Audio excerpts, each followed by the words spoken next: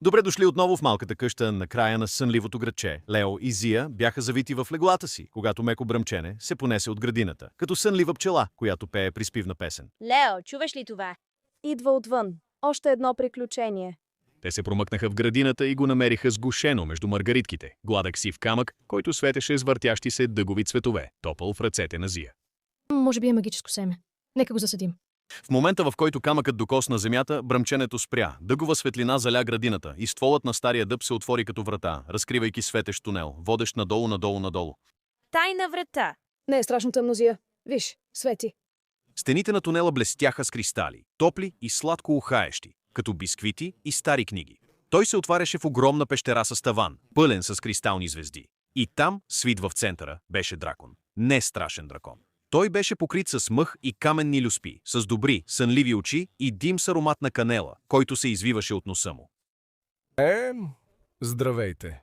Не съм имал посетители от много дълго време. Намерихме твоя камък на дъгата.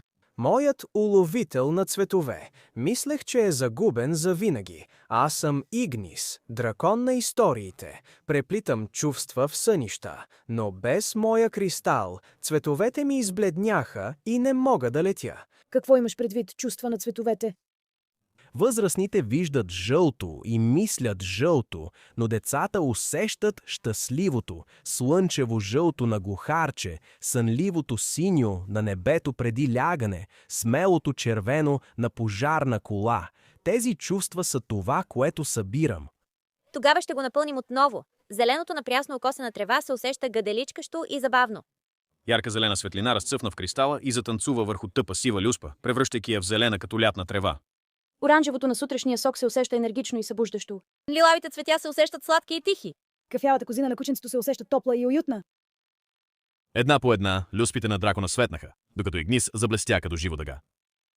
Ти изпълни моите люспи и сърцето ми. Сега спете, малки. Ще ви изпратя най-прекрасните сънища тази нощ. Лунна пързалка се появи, носейки ги от дома меко като перце. На следващата сутрин два малки светещи камъка стояха на перваза на прозореца им. Един ярко-оранжев, друг топло кафяв. Те се усмихнаха, споделяйки своята тайна. А сега и вие я споделяте. Така че тази вечер помислете за любимия си цвят и как ви кара да се чувствате. Един приятелски настроен дракон на истории може би слуша. Лека нощ!